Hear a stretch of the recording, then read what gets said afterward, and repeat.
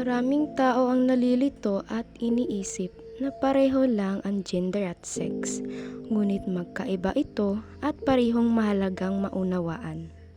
Ang sex ay tumutukoy sa pisikal at biolohikal na katangian ng isang tao. Samantalang ang gender naman ay tumutukoy sa kung paano natin kinikilala at ipinapahayag ang ating sarili sa lipunan.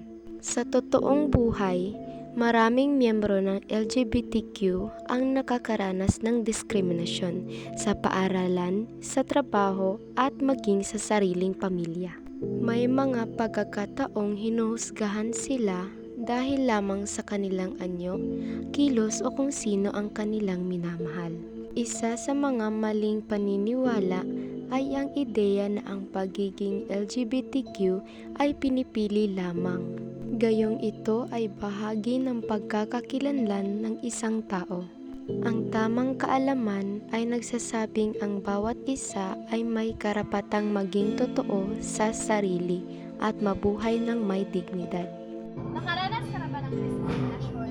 Oo. Anong klaseng diskriminasyon? Okay, huwag tayo sa diskriminasyon daghan. Yagayagaan ka, ibuli ka, i-down ka, o daog-daogon ka. Ano ang mapapayo mo or masasabi mo sa mga taong nakaranas ng diskriminasyon? So, ang opinion di ay na kumbaga, di ba, bully ka, dapat mo tinundog ka, di ka magpa-file cancel. Like, pero dili, in way of revenge, dili nga na, like, imong panindugan, tapos imong ipakita nila nga wala sila right para bulihon ka.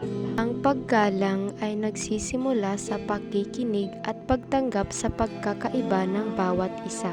Sa isang lipunang may pagkapantay-pantay, walang lugar ang pagmamaliit at diskriminasyon.